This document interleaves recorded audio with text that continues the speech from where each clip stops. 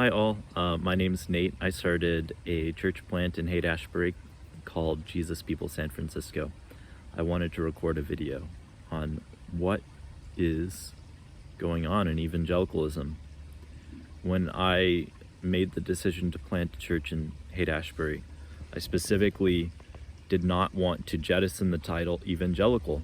In fact, I use it on the website, although I qualify it as not necessarily being tied to Donald Trump, because that was a bit of a difficult subject for so much of evangelicalism to basically be tied to a political candidate. But if you look in the news lately, there is, at least in the United States, a lot of fracturing, infighting, and controversy happening amongst those who identify as evangelicals, or the news media would call evangelicals. Even in, the more doctrinal kind of type. So I'm thinking specifically of David Platt's current congregation, which is McLean Bible Fellowship. And also, I just read an article in Christianity Today, and it's about John Piper's old church, Bethlehem Baptist Church in Minneapolis. And each of these congregations are experiencing controversy. Sometimes the controversy is centered on sort of the progression of topics past the 2020 election, things that were tied up in Donald Trump and stuff. But Donald Trump is kind of not a live issue anymore, at least from what I can tell. Mostly it's the ideas that he represented, or just the more conservative wing of evangelicalism is making a stand, and the leftward wing of evangelicalism is also making a stand. So it appears that there's some hot button issues. First is the issue of critical race theory, which I think anyone who just looks at the academic expression of that will find that critical race theory doesn't really align with the New Testament, period. But as far as whether someone is representing those ideas and intends to, that I think is where the issue is, because there's not a lot of evangelicals who are hardcore into the orthodoxy of critical race theory. They might use the phrase racial reconciliation, which is understandable, to at least want that goal of reconciling people of different races. On the other hand, you also have politics in the church as far as whether one is liberal or conservative. That one's been a live issue for a long time. But the other question is simply, what's up with churches that used to fall on one or another side of these issues, these kinds of political and spiritual issues, all of a sudden becoming at odds with one another and fracturing within? It's an extraordinary turn of events. And the only real thing that I can think of is in the book of Isaiah. In the book of Isaiah, God compares the people of Judah to being a vineyard. And he says that he planted this vineyard expecting it to yield good grapes. He did all the right things you should do when you plant a vineyard. He used the right seed. He dug out a wine vat so that he could make the wine right there in the vineyard. And when he put up the fence and everything, and it came time to yield, instead of good grapes, it was worthless grapes that he found. It was bitter grapes, completely disgusting. And so God compares the people of Judah in the days of Isaiah to worthless grapes. He says they are worthless. They're his people, but they are worthless as far as their fruit. He's expecting good fruit. He's expecting something tasty. He's expecting something that's good to be consumed by God. And I mean, for God to consume the fruit of his people, that essentially means that he expects them to follow his word. It means that they expect him to pursue his heart.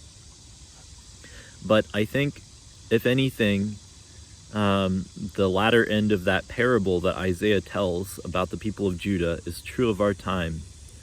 He says, because they didn't bear good fruit, because it was worthless grapes, God will tear down the fence around the vineyard, and he's just going to let animals come in there and eat it up, tear it up. He's gonna let thorns grow in there. What does that really mean? It means that the spiritual protection on Judah was lifted. And shortly after that passage, the king of Assyria trumped on in through all the cities of Judah except for one, Jerusalem, and only by the skin of one's teeth, through Hezekiah's willingness to bow to Yahweh in a very humbling way, did God protect Judah from the king of Assyria. So I think there's a human answer that I think is becoming less and less clear for why evangelicalism is fracturing. Trump was, simply a manifestation of way too much desire for power.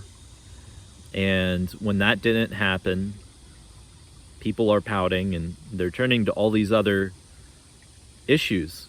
What's the real issue? The real issue is people who are involved in these things aren't in it for God. They're not in it for his heart. They're not in it for the sincerity of worship and following him. And I think the divine reason for why there's this fracturing is, man, God has lifted up his protection off of the church. And I don't mean the church in the invisible sense of everyone who has joined themselves by faith to Christ. I mean the institution. I mean the human level organization of people gathering together. I think he has lifted that shield, that protection off. Maybe not universally, but certainly amongst the biggest and largest things, in the passage that comes to mind is the mountains will be cast into the heart of the sea. McLean Bible Fellowship and,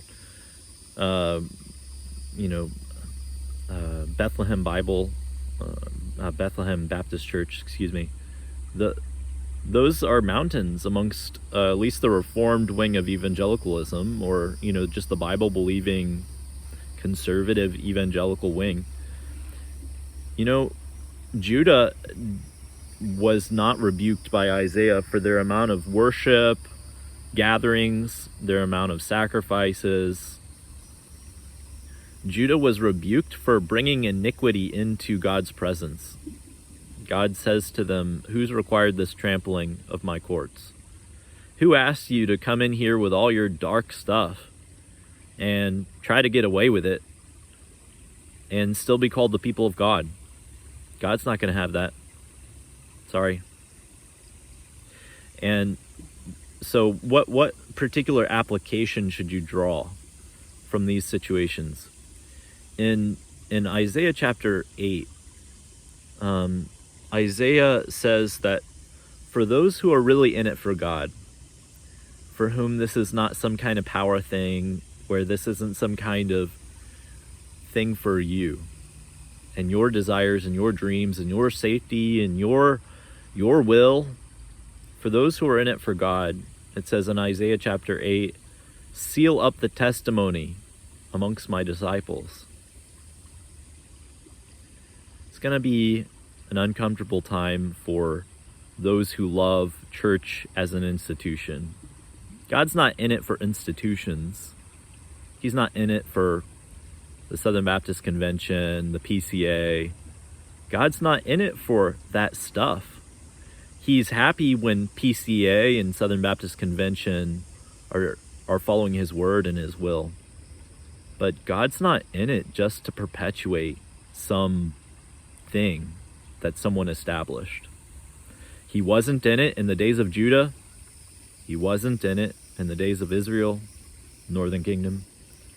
He's certainly not in it in our day. He wants people after his own heart. And frankly, the promise of the new covenant is even the fools can't go astray. So if you see fools going astray, you need to start making some critical decisions on whether those are in the covenant or whether they are out. And the scripture says you will know them by their fruit. Let me just ask you a question. What sort of fruit do you see? And think about the early chapters of Isaiah.